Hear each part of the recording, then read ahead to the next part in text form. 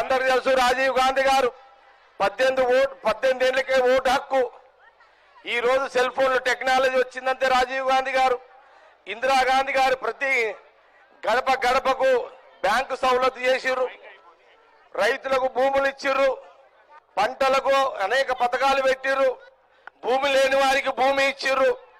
ఆనాటి ఇందిరాగాంధీ గారు, సోనియా గాంధీ గారి నాయకత్వంలో, రాహుల్ గాంధీ గారి నాయకత్వంలో, మరి మన్మోహన్ సింగ్ గారు ప్రధానమంత్రి ఉండే ఉపాధి హామీ పథకం, ప్రతి గ్రామంలో పేదవాడు ఆ గ్రామాన్ని అభివృద్ధి పరుచుకుంటూ ఉపాధి హామీ ద్వారా నిరంతరం వాళ్ళకు మరి ఉపాధి ద్వారా వాళ్ళకు ఆర్థికంగా ఆదుకునే ఒక పథకాన్ని సోనియా గాంధీ గారు, రాహుల్ గాంధీ గారు వారి నాయకత్వంలో మరి మన్మోహన్ సింగ్ గారు తీసుకురావడం జరిగింది.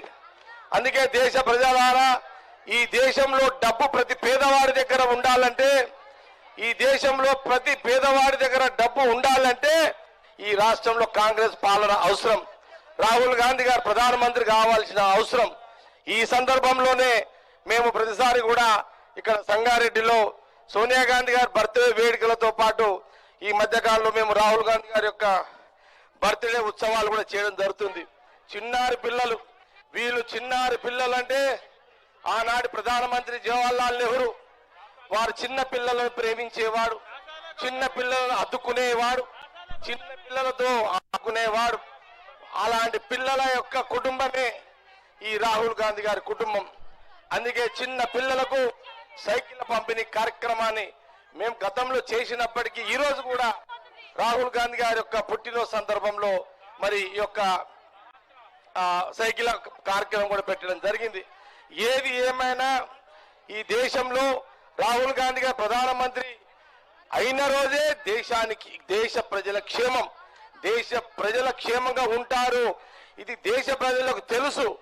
ఇది గ్రహించి తాత్కాలికంగా భగవంతుని పేరు మీద, మతం పేరు మీద రాజకీయం చేస్తూ బీజేపీ ఈరోజు ఓడాడుతున్నా, ఆనాడు మరి సోనియా గాంధీ, రాహుల్ గాంధీ ఒక మాట ఇస్తే ప్రజలు ఒక మాట నిలబెట్టుకున్నారు.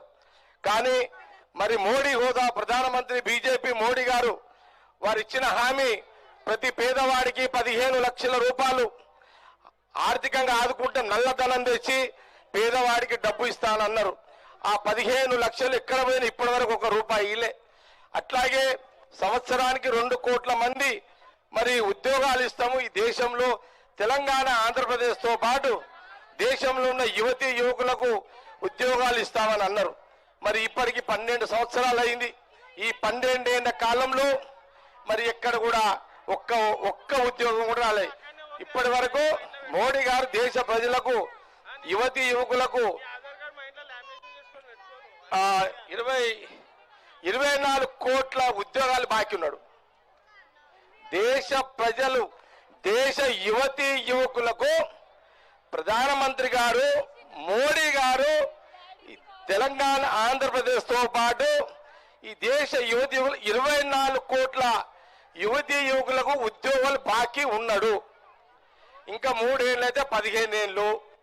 జవహర్లాల్ గారి ఆయన 12 ఏళ్ల పాలనని మేము బ్రేక్ చేసామని సంబరాలు చేసిర్రు. జవహర్లాల్ చేసిన 12 ఏళ్ళ బ్రేక్ చేసిన సంబరాలు చేసిరే కానీ జవహర్లాల్ ప్రధానమంత్రిగా 12 సంవత్సరాలు ఏం చేసిండు? మరి మోడీ గారు 12 ఏళ్ళు ఏం చేసిండు చెప్పగలుగుతాడా? 24 కోట్ల మందికి ఉద్యోగాలు అన్నావు, ఇవ్వలేకపోయినావు కదా. అట్లాగే పేదవాడికి నల్లధనం తెచ్చి 15 లక్షలు ఇస్తాను, ఇవ్వలేకపోయినారు కదా. మరి జవహర్లాల్ గారిని బ్రేక్ చేశామని సంబరాలు చేస్తున్న బీజేపీ వాళ్లకు నైతికంగా హక్కు ఎక్కడ ఉంది? ఇప్పుడు నేనే చెప్తున్నా, జవహర్లాల్ నెహ్రూ కాలం నుంచి తీసుకుంటే ఇప్పటి వరకు ఇందిరాగాంధీ వరకు కూడా అంతా ఎందుక సోనియా గాంధీ గారు, నేను 2005 వారు రాజశేఖర రెడ్డి గారు ముఖ్యమంత్రి ఉండే, మరి రాజశేఖర రెడ్డి గారు ముఖ్యమంత్రిగా, సోనియా గాంధీ గారి నాయకత్వంలో మన్మోహన్ సింగ్ గారు ప్రధానమంత్రిగా ఐఐటి ఇచ్చింది కదా. సంగారెడ్డికి ఒక ఐఐటి వచ్చింది, సంగారెడ్డికి ఒక ఐఐటి వచ్చింది కదా. ఈ ఐఐటి తెలంగాణ జిల్లాకు సోనియా గాంధీ గారు సంగారెడ్డిలో ఒక ఐఐటి గిఫ్ట్ ఇచ్చారు కదా. మరి మోడీ గారు, నేను బీజేపీ పార్టీని అడుగుతున్నా, క్వశ్చన్, 12 ఏళ్ల దేశ ప్రజల కోసం ఏమి ఉన్నది మీరు చెప్పగలుగుతారా?